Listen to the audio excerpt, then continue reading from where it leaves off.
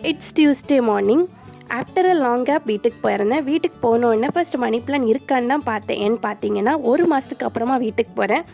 4 மணி plan எடுத்து வெளியே வச்சுட்டு இருந்தேன். இந்த வாட்டி பார்த்தீங்கன்னா நிறைய ஃபைப்ரஸ் ரூட்ஸ் விட்டு ஒன்றுக்குள்ளே ரூட்ஸ் எல்லாம் மிங்க்லாக இருந்து 2 லீவ்ஸ் மட்டும் எல்லோயிஷாக மாறி இருந்துச்சு. 8:30க்கு தான் என்னோடய லஞ்ச் ப்ரிப்பரேஷனை ஸ்டார்ட் பண்ணேன். அன்றைக்கி லஞ்சுக்கு என்னெல்லாம் குக் பண்ணியிருந்தேன்னு பார்த்தீங்கன்னா ரசம், ரைஸ், பொட்டேட்டோ ஃப்ரை, அவ்வளோதான். ஹாஃப் அன் ஹவரில் என்னோடய வேலைகளை முடிச்சுட்டு உடனே ஆஃபீஸுக்கு கிளம்புனேன். கிளம்பிட்டு இருக்கும்போது தான் ஞாபகம் வந்துச்சு மணி பிளான் எடுத்து வச்சுருக்கோமே அப்படின்னு. உடனே அந்த குட்டி குட்டி மணி பிளான்ஸ் எல்லாம் எடுத்து ஃபைபர்ஸ் ரூட்ஸ் எல்லாம் செப்பரேட் பண்ணி இதை எப்படி கட் பண்ணணுங்கிறது மாதிரிலாம் எனக்கு எதுவுமே தெரியாது. ஸோ எனக்கு தோணுன மாதிரி எல்லா ஃபைபரஸ் ரூட்ஸை மட்டும் கட் பண்ணி தனியாக வச்சுக்கிட்டேன்.